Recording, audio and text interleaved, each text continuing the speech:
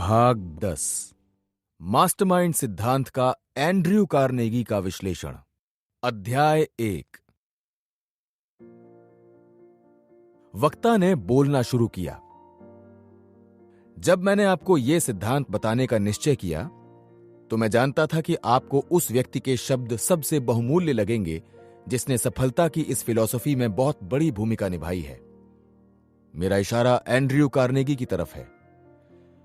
एक दिन मुझे एंड्रयू कार्नेगी के साथ कुछ घंटे बिताने का सौभाग्य मिला।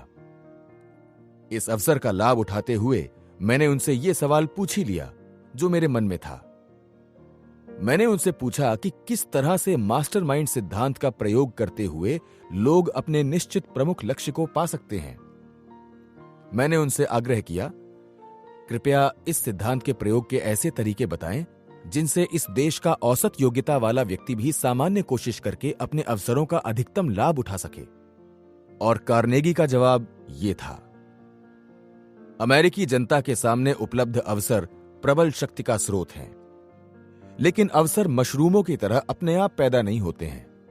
उन्हें शक्ति के प्रयोग से उत्पन्न किया जाता है और कायम रखा जाता है।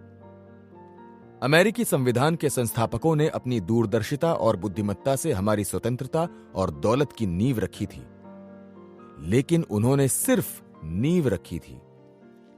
इस नींव को जानने और इसका उपयोग करने की जिम्मेदारी हर उस व्यक्ति की है जो इस स्वतंत्रता और दौलत को पाना चाहता है। मैं अब तुम्हें मास्टरमाइंड सिद्धांत के प्रयोग के कुछ तरीके बताऊंगा। मानवीय संबंधों में इनका इस्तेमाल करके व्यक्ति अपने निश्चित प्रमुख लक्ष्य को पा सकता है, लेकिन सबसे पहले मैं इस बात पर जोर देना चाहूंगा कि व्यक्ति बहुत से कदमों की श्रृंखला द्वारा ही अपने निश्चित प्रमुख लक्ष्य तक पहुंच सकता है। जो भी विचार वो सोचता है, जो भी सौदा वो करता है, जो भी संबंध वो बनाता है, जो भी योजना वो बनाता है, जो भी गलती वो करता है, वो उसके चुने हुए लक्ष्य तक पहुंचने की उसकी क्षमता पर महत्वपूर्ण प्रभाव डालती है। सिर्फ एक निश्चित प्रमुख लक्ष्य चुनना ही काफी नहीं है, भले ही उसे स्पष्टता से लिखा गया हो और अपने दिमाग में बैठाया गया हो। सिर्फ इतने से ही उस लक्ष्य तक पहुंचना तय नहीं होता है। बड़े लक्ष्य को पाने के लिए लगातार प्रयास करना होता है, जिसका सबसे महत्वपूर्ण हिस्सा दूसरों के साथ लाभकारी संबंध बनाना है।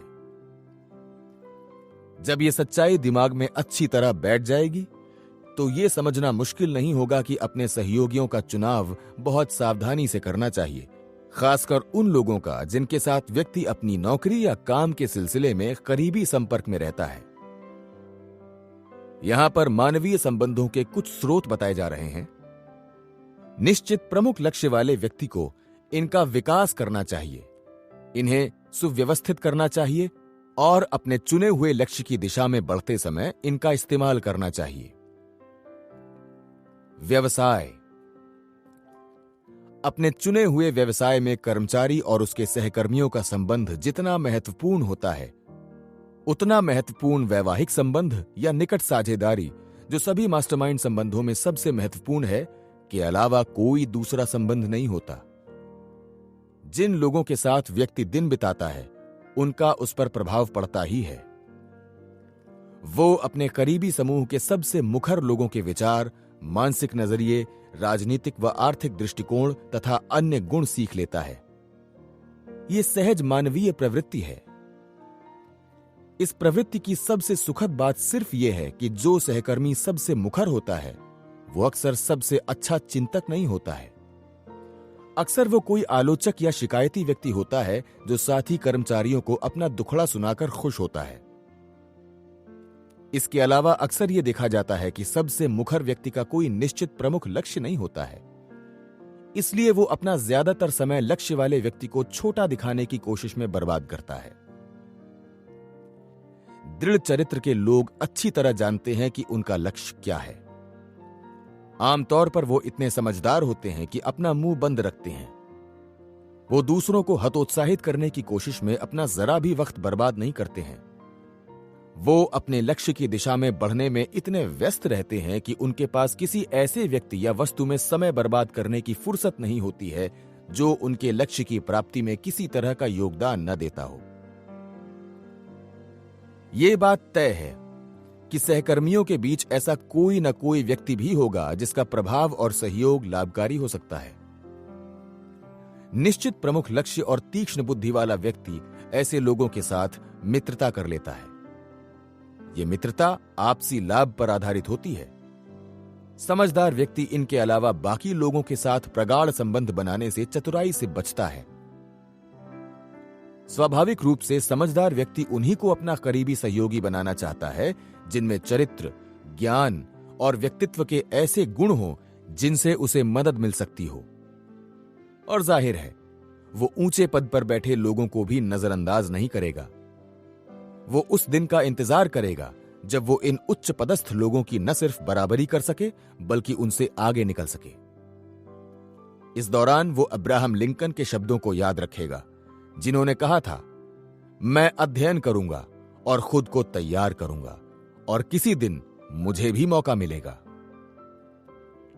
रचनात्मक निश्चित प्रमुख लक्ष्य वाला व्यक्ति कभी अपने वरिष्ठ लोगों से ईर्ष्या नहीं करेगा। इसके बजाय वो उनसे काम करने के तरीके सीखेगा और उनके ज्ञान का लाभ उठाएगा। आप इस भविष्यवाणी को सच मान सकते हैं कि जो लोग अपने से ऊपर वाले लोगों की गलतियां ढूंढने में अपना समय लगाते हैं, वो कभी सफल लीडर नहीं बन पाएंगे। सबसे महान सैनिक वो होते हैं जो अपने से वरिष्ठ लोगों का आदेश मानते हैं और उसे पूरा करते हैं। जो सैनिक ऐसा नहीं कर सकते या ऐसा नहीं करना चाहते, वो कभी सफल लीडर नहीं बन सकते। यही नियम जिंदगी के दूसरे क्षेत्रों में भी लागू होता है। अगर कोई व्यक्ति सामंजस्य के भाव से अपने से ऊपर वाले व्यक्ति का अनुसरण नहीं करता है, तो वो कभी उस व्यक्ति के साथ अपने संबंध से ज्यादा लाभ नहीं उठा पाएगा। मेरी कंपनियों में 100 से भी ज्यादा लोग निचली पायदान से ऊपर उठे हैं और उन्होंने अपनी आवश्यकता से अधिक धन कमाया है। उन्हें बुरे व्यवहार या अपने से ऊपर या नीचे के लोगों के दोष खोजने की आदत के कारण प्रमोशन नहीं मिला है। उन्होंने तो अपने संपर्क में आने वाले हर व्यक्ति के अनुभव का व्यावहारिक लाभ उठाकर अपना प्रमोशन करवाया है। निश्चित प्रमुख लक्ष्य वाला व्यक्ति अपने संपर्क में आने वाले हर व्यक्ति का सावधानी पूर्वक विश्लेषण करेगा। वो हर व्यक्ति को उपयोगी ज्ञान या प्रभाव के संभावित स्रोत के रूप में देखेगा जिसका वो अपनी प्रगति के लिए लाभ उठा सकता है।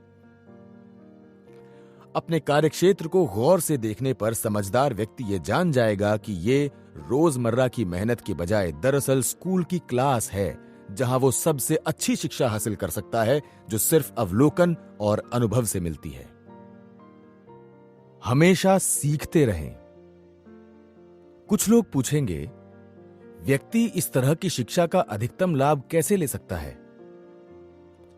इसका जवाब 9 मूलभूत उद्देश्यों के अध्ययन में मिलेगा जो इंसान को काम करने के लिए प्रेरित करते हैं। अगर उद्देश्य पर्याप्त बड़ा हो तो हम अक्सर अपना अनुभव, ज्ञान और सहयोग दूसरों को दे देते हैं। सही मानसिक नजरिए वाले लोग कार्यस्थल पर ज्यादा सीखते हैं। वो लोग ज्यादा नहीं सीख पाते हैं जो विद्रोही, चिड़चिड़े, बदतमीज होते हैं या जो शिष्टाचार के छोटे छोटे नियमों का ध्यान नहीं रखते हैं। पुरानी कहावत है, आप नमक के बजाय शहद से ज्यादा मक्खियां पकड़ सकते हैं। यह कहावत उन लोगों को सचमुच याद रखना चाहिए जो अपने से ज्यादा ज्ञानी लोगों से सीखना चाहते हैं या उनसे मदद लेना चाहते हैं। शिक्षा। किसी व्यक्ति की शिक्षा कभी खत्म नहीं होती है। जिस व्यक्ति का निश्चित प्रमुख लक्ष्य बहुत बड़ा है, उसे हमेशा सीखते रहना चाहिए। उसे हर संभव स्रोत से सीखना चाहिए, खासकर उन स्रोतों से जिनसे उसने अपने प्रमुख लक्ष्य से संबंधित विशेषज्ञीय ज्ञान और अनुभव हासिल हो सकता है। सार्वजनिक पुस्तकालय ज्ञान का भंडार है। वहां हर विषय पर बहुत सा ज्ञान मुफ्त मिलता है। वहां हर भाषा में हर विषय पर संपूर्ण मानवीय ज्ञान उपलब्ध है। निश्चित प्रमुख लक्ष्य वाला सफल व्यक्ति दृढ़ निश्चय करके अपने लक्ष्य से संबंधित पुस्तकें पढ़ता है। इस प्रकार उसे अपने से पहले सफल हुए लोगों के अनुभव से महत्वपूर्ण ज्ञान मिलता है। पढ़ने की योजना भी उतनी ही सावधानी से बनाना चाहिए जितनी सावधानी से दैनिक आहार की योजना बनाई जाती है। इसका कारण यह है कि ज्ञान भी मस्तिष्क का भोजन है जिसके बिना हमारा मानसिक विकास नहीं हो सकता। जो व्यक्ति फालतू के अखबार या सेक्स पत्रिकाएं पढ़ने में अपना सारा खाली समय बर्बाद करता है, वो कभी बड़ी सफलता हासिल नहीं कर सकता। यही उन लोगों के बारे में कहा जा सकता है जो नियमित रूप से ऐसी कोई सामग्री नहीं पढ़ते हैं जिससे उन्हें अपने प्रमुख लक्ष्य को पाने में मदद मिल सके। बिना योजना के पढ़ना मजेदार तो हो सकता है, लेकिन इससे व्यक्ति को अपने काम के संबंध में मदद नहीं मिलती है। बहरहाल, पुस्तक ही सीखने का एकमात्र स्रोत नहीं है।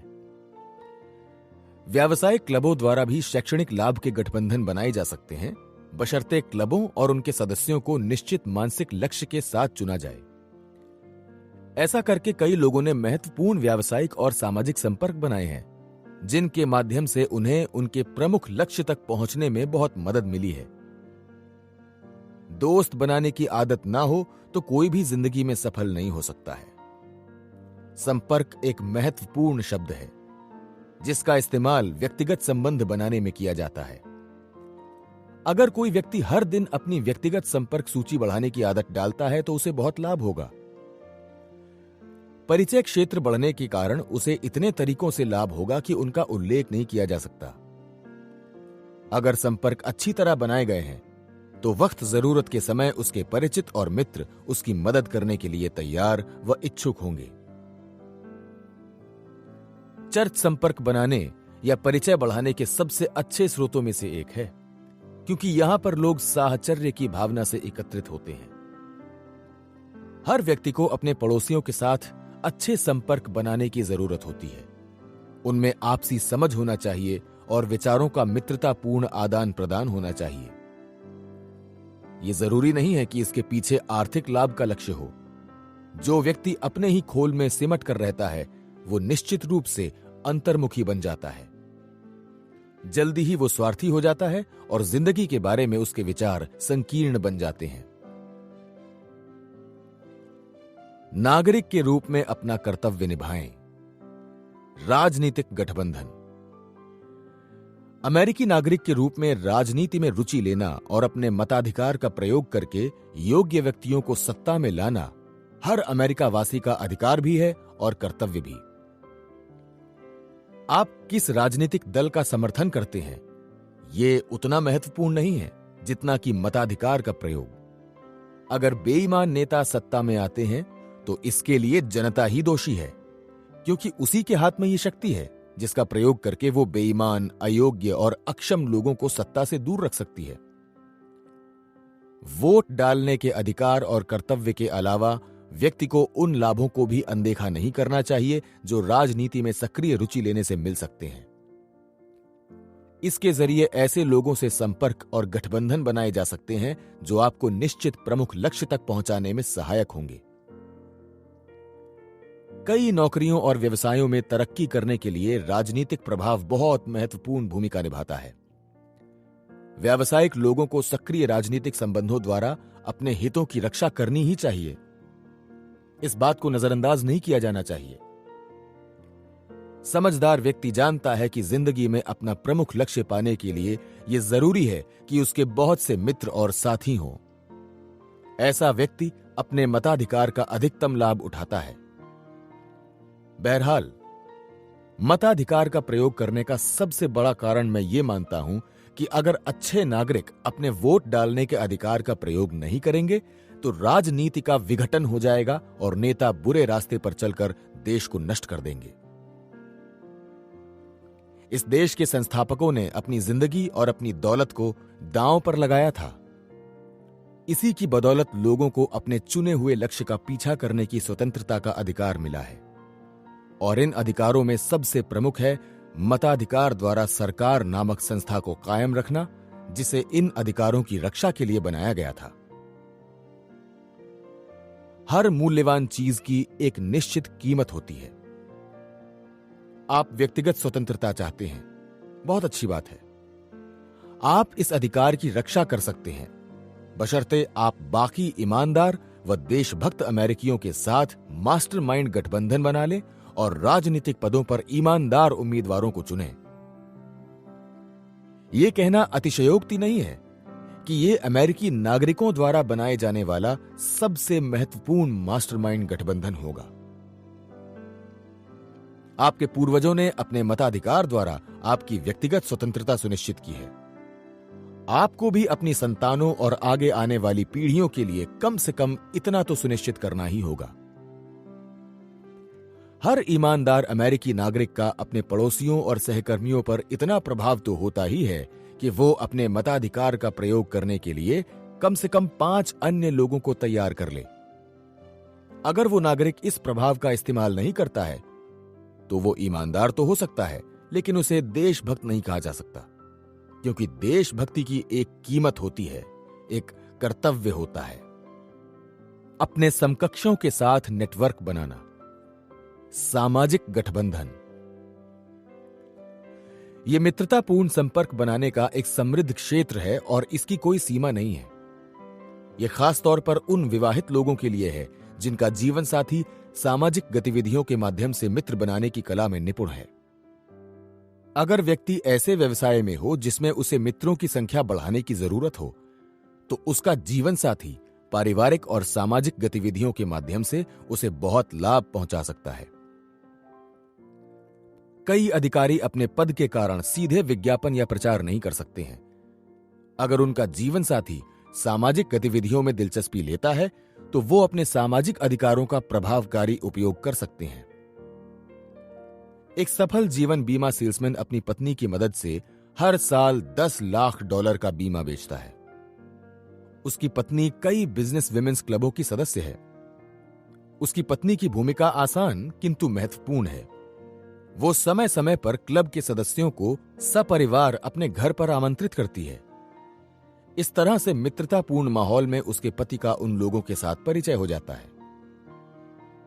एक महिला वकील के पति को भी इसी तरह का श्रेय दिया जा सकता है। उसने भी मध्य पश्चिम के एक शहर में सामाजिक गतिविधियों के माध्यम से अपनी पत्नी की वकालत को बहुत फैला दिया। इसके पीछे दौलतमंद व्यवसायियों के जीवन साथियों को आमंत्रित करने की आसान नीति थी। इस तरह के समीकरण में अनंत संभावनाएं हैं। जिंदगी के बहुत से क्षेत्रों में लोगों के साथ मित्रतापूर्ण गठबंधन बनाने का एक प्रमुख लाभ यह है कि ये संपर्क राउंड टेबल वार्ताओं का अवसर देते हैं। इन चर्चाओं से मिलने वाले ज्ञान का प्रयोग व्यक्ति अपने निश्चित प्रमुख लक्ष्य तक पहुंचने के लिए कर सकता है। यदि परिचित अधिक हों और अलग अलग क्षेत्रों के हों तो उनसे बहुत से विषयों पर मूल्यवान जानकारी मिल सकती है। इससे बौद्धिक चर्चा और वैचारिक आदान प्रदान का अवसर मिलता है, जिससे व्यक्ति बहुज्ञानी और लचीला बनता है। ये गुण कई व्यवसायों के लिए अनिवार्य हैं। जब प्रोफेशनल्स का समूह एकत्रित होता है और किसी विषय पर राउंड टेबल वार्ता करता है तो विचारों के इस आदान प्रदान से वार्ता में भाग लेने वाले सभी लोगों के मस्तिष्क समृद्ध होते हैं। हर व्यक्ति को अपने विचारों के नवीनीकरण की जरूरत होती है। हर व्यक्ति को विचारों के लिए नया आहार खोजने की जरूरत होती है। ऐसा करने का तरीका सिर्फ यह है कि उन लोगों के साथ ईमानदार और गंभीर विचार विमर्श किया जाए जिनके अनुभव और शिक्षा हमसे भिन्न हो। जो लेखक सफल हो जाता है और शिखर पर पहुंच जाता है, उसे व्यक्तिगत संपर्कों और अध्ययन की मदद से दूसरों के विचारों का लाभ उठाकर अपने ज्ञान को लगातार बढ़ाने की जरूरत है। अगर मस्तिष्क को समृद्ध, सतर्क, ग्रहणशील और लचीला बनाए रखना है तो उसे दूसरे मस्तिष्कों के गोदाम से लगातार खुराक मिलना चाहिए। अगर इस नवीनीकरण को नजरअंदाज किया जाए तो मस्तिष्क उस हाथ की तरह कुंद होने लगेगा जिसका प्रयोग ना किया जाता हो। यह प्रकृति का नियम है। प्रकृति की योजना का अध्ययन करने पर आप देखेंगे कि छोटे कीड़े से लेकर इंसान तक हर जीवित प्राणी अपने शरीर के लगातार प्रयोग द्वारा ही विकास करता है और स्वस्थ बना रहता है। राउंड टेबल वार्ताओं से न सिर्फ व्यक्ति के उपयोगी ज्ञान का भंडार बढ़ता है, बल्कि उनसे मस्तिष्क की शक्ति का विकास और विस्तार भी होता है। जो व्यक्ति स्कूल कॉलेज की पढ़ाई खत्म होते ही पढ़ना छोड़ देता है, वो कभी शिक्षित व्यक्ति नहीं बन पाएगा, भले ही उसने स्कूल में कितना ही ज्ञान हासिल किया हो। जिंदगी खुद एक महान पाठशाला है और विचार को प्रेरित करने वाली हर चीज शिक्षक है। समझदार व्यक्ति ये बात जानता है।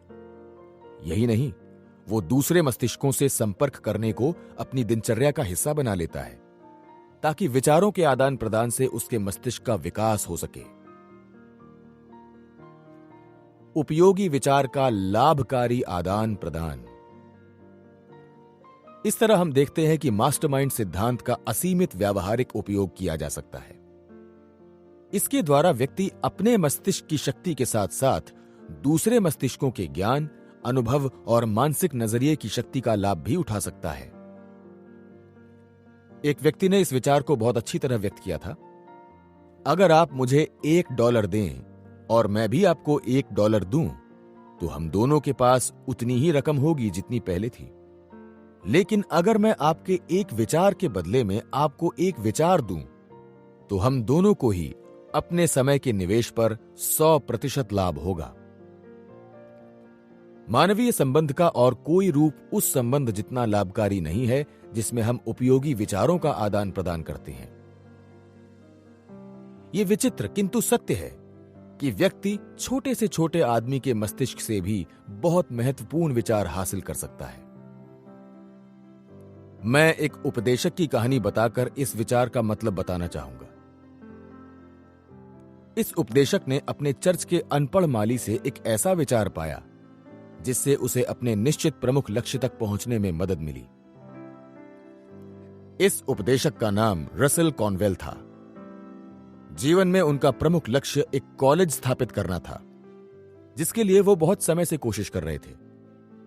इसके लिए उन्हें $10 लाख से ज्यादा रकम चाहिए थी, जो उन दिनों में बहुत बड़ी राशि हुआ करती थी।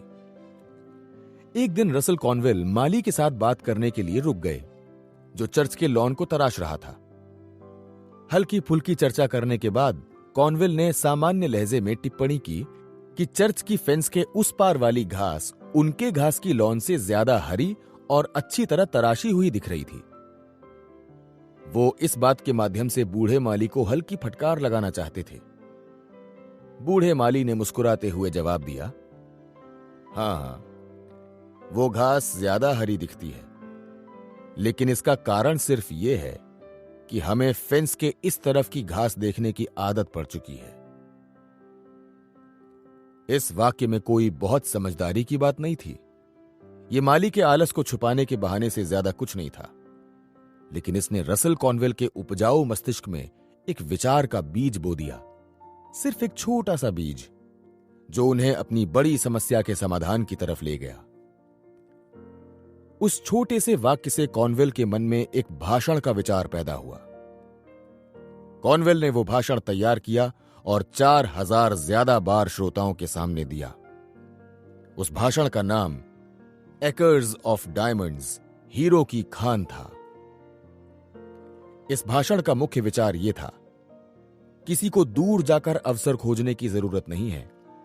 व्यक्ति इस समय जहां है वहीं पर उसे अवसर मिल सकता है। इसका कारण यह है कि फेंस के दूसरे तरफ की घास इस तरफ की घास से ज्यादा हरी नहीं है। इस भाषण से रसेल कॉनवेल को $60 लाख से ज्यादा की आमदनी हुई। इस भाषण को पुस्तक के रूप में प्रकाशित किया गया। यह पुस्तक कई सालों तक बेस्ट सेलर रही और आज भी काफी लोकप्रिय है। इससे मिलने वाले धन का उपयोग करके temple university of Philadelphia, Pennsylvania की स्थापना की गई, जो अमेरिका की महान शैक्षणिक संस्थाओं में से एक है। इस भाषण ने यूनिवर्सिटी की स्थापना करने से ज्यादा काम किया। इसके केंद्रीय विचार ने लाखों लोगों के मस्तिष्क को समृद्ध बनाया और उन्हें यह सिखाया कि वो जहां हैं वहीं अपने अवसर की तलाश करें। इस भाषण की फिलॉसफी आज भी उतनी ही कारगर है जितनी ये तब थी जब ये एक अनपढ़ माली के मुंह से निकली थी। ये बात याद रखें, हर सक्रिय मस्तिष्क प्रेरणा का संभावित स्रोत है, जिससे व्यक्ति जीवन में अपने प्रमुख लक्ष्य को पाने या अपनी समस्याओं को सुलझाने के लिए बहुमूल्य विचार हासिल कर सकता है। कई बार महान विचार छोटे मस्तिष्क से भी मिल जाते हैं, लेकिन आमतौर पर वो सबसे करीबी लोगों के मस्तिष्कों से मिलते हैं, जहां मास्टरमाइंड संबंध सचेतन रूप से बनाए जाते हैं और कायम रखे जाते हैं। कार्नेगी का मास्टरमाइंड अनुभव। एंड्रयू कार्नेगी मुझे यह कहानी सुनाने के बाद रुके और दूर देखने लगे। ऐसा लग रहा था जैसे वो कोई खास बात याद कर रहे हों। उन्होंने मुझे एकटक देखा, जिससे मुझे लगा कि वो अपनी खुद की मास्टरमाइंड कहानी बताने वाले हैं।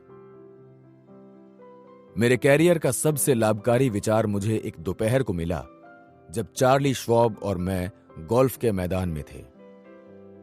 13वें होल में शॉट लगाने के बाद चार्ली ने मुस्कुराते हुए ऊपर देखा और कहा, यहां पर मैं आपसे 3 स्ट्रोक आगे हूं बॉस, लेकिन मेरे मन में अभी एक विचार आया है जिससे आपको गोल्फ खेलने के लिए बहुत सा खाली समय मिलेगा। मेरी उत्सुकता जाग गई और मैंने उससे वो विचार बताने को कहा। उसने एक छोटे से वाक्य में मुझे वो बात बताई जिसके हर शब्द का मूल्य $10 लाख था। उसने कहा, अपने सभी स्टील प्लांट्स का एक बड़े कॉरपोरेशन में विलय करके उसे वॉल स्ट्रीट बैंकर्स को बेच दें। खेल के दौरान इस बारे में और कोई बात नहीं हुई, लेकिन शाम को मैं उस सुझाव के बारे में सोचता रहा।